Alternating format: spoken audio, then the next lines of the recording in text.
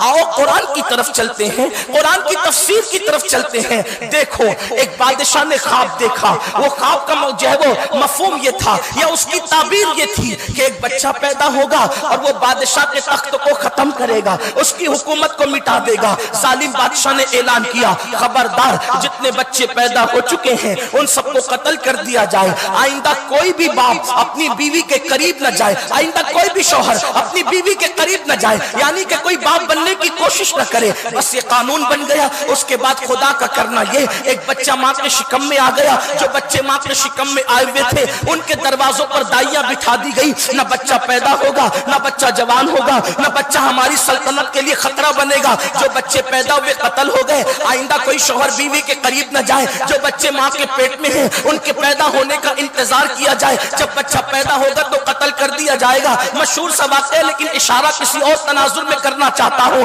ہوا یہ ہے کہ دائیاں کھڑی کر دی گئی۔ اللہ اکبر، ایک خاتون ہے، وہ مقدس خاتون، ایک نبی بلکہ دو انبیاء کی ماں ہے، ایک جناب ہارون علیہ السلام کی اور جناب موسیٰ علیہ السلام کی، دو نبیوں کی ماں ہے۔ اس خاتون کے شکم میں بچہ ہے، جو بچہ ہے انہیں دنیا حضرت موسیٰ علیہ السلام کے نام سے جانتی ہے۔ ماں کے پیٹ میں بچہ تھا، ماں نے دل میں خیال کیا میرے اللہ دروازے پر دائی کھڑی ہے، اب میرا بچہ پیٹ کا، میں اس کو چھپا نہیں سکتی اور میں اس کو جو بچا نہیں سکتی، البتہ اتنا ضرور ہے میں اپنے بچے کو تیری امان میں دیتی ہوں۔ یہ اللہ کی امان میں بچہ کیا دینا تھا کہ اللہ اکبر، وہ جو دشمن بن کر دائی کھڑی تھی قدرت نے اس کے دل میں محبت پیدا کر دی۔ یاد رکھنا دوستی اور دشمنی اپنے کردار سے نہیں ہوتی بلکہ قدرت کی مرضی پہ ہوتی ہے۔ اللہ کے دست قدرت میں لوگوں کے دل ہے، خدا جس کی طرف چاہتا ہے مائل کر دیتا ہے۔ یہ جو دشمنیوں کا ماحول ہے اس کا فلسفہ سمجھنے کی کوشش کریں۔ میرے پیارے آقا صلی اللہ علیہ وسلم کے دیوانوں،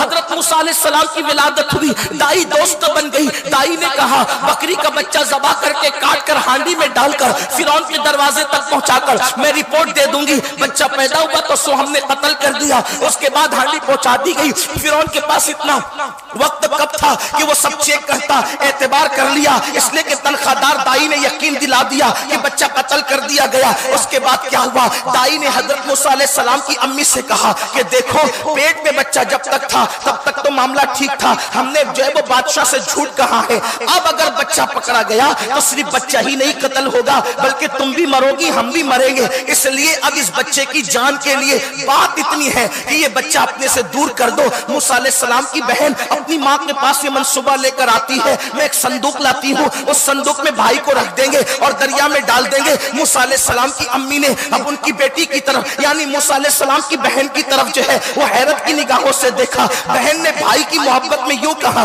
امی بچہ تجھ سے دور رہے گا لیکن زندہ تو رہے گا، تیرے پاس رہے گا تو خطرے میں رہے گا۔ المختصر یہ صندوق بنائی گئی، موسیٰ علیہ السلام کو صندوق میں رکھا گیا، صندوق بند کر دی گئی، ماں اس صندوق کو لے کر کے چلی اور دریا میں ڈال دیا۔ اب ذرا تصور کریں، آپ بھی اولاد والے ہیں ہم بھی اولاد والے ہیں، ذرا سوچو تو صحیح، ایک ماں جب اپنی ممتا کو گویا کہ ایک صندوق میں رکھ کر دریا میں ڈال رہی ہوگی اس کے دل نے کیا کہا ہوگا، اندازہ تو کریں۔ دریا میں ڈالی ہوئی چیز ملا نہیں کرتی یا اس کے ملنے کی کوئی گارنٹی نہیں ہوتی، اس لیے کہ دریا اپنی لہروں کی گود میں پتہ نہیں ڈالی ہوئی چیز کو کہاں تک لے جا سکتی ہے، اس کے ملنے کی کوئی گارنٹی نہیں ہوتی۔ لیکن یاد رکھیں نبی کی ماں کافر بھی نہیں ہوتی، نبی کی ماں کی بڑی شان ہوا کرتی ہے۔ اللہ اکبر، میرے پیارے آقا علیہ السلام کے دیوانوں، موسیٰ علیہ السلام کی امی جس وقت صندوق کو دریا میں ڈال رہی تھی نگاہ آسمان کی طرف دیکھ کر کے کہا میرے اللہ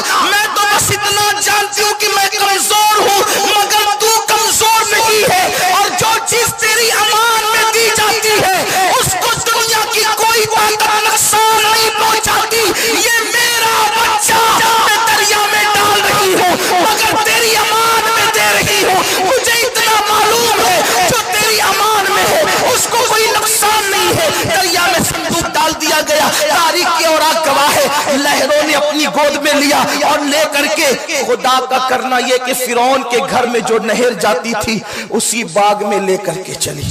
تحفظ کے انداز تو دیکھ، تحفظ کے انداز تو دیکھ، مسلمان مایوس کیوں ہے؟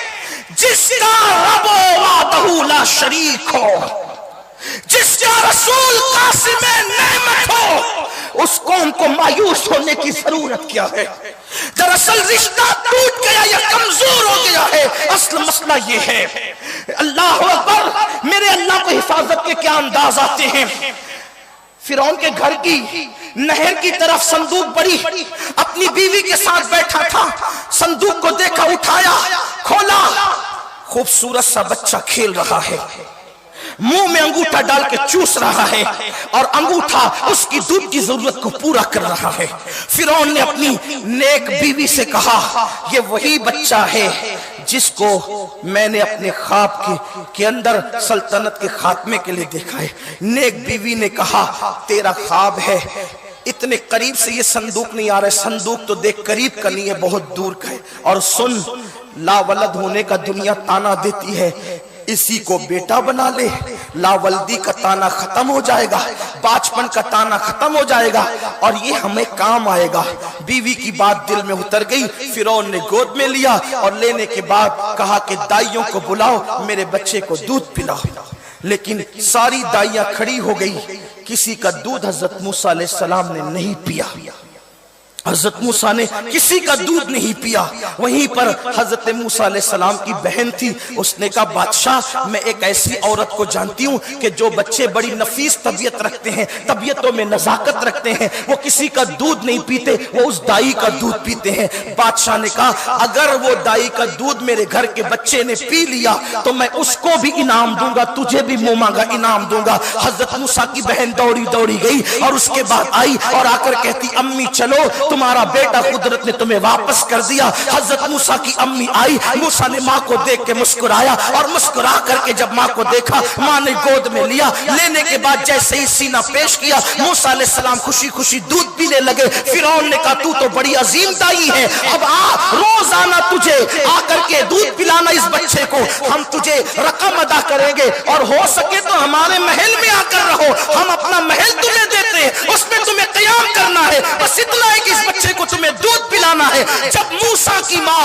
हजरत मूसा को दूध पिला रही थी तो कुदरत ने मूसा की माँ के दिल पे इल्का फरमाया, मूसा की अम्मी देख ले, जो चीज हमारी अमान में दी जाती है हम उसे किस शान के साथ अदा कर देते हैं, लौटा देते हैं। अगर अपनी अमान में रखती तो खतरा था, तब अल्लाह की अमान में दिया तो दुश्मन भी दूध पिलवाने पे मजबूर हो गया है, दुश्मन भी गोया के पालने पे मजबूर हो गया है। पता चला जब कुदरत किसी को अमान अता करती है तो दुश्मन भी पालने पे मजबूर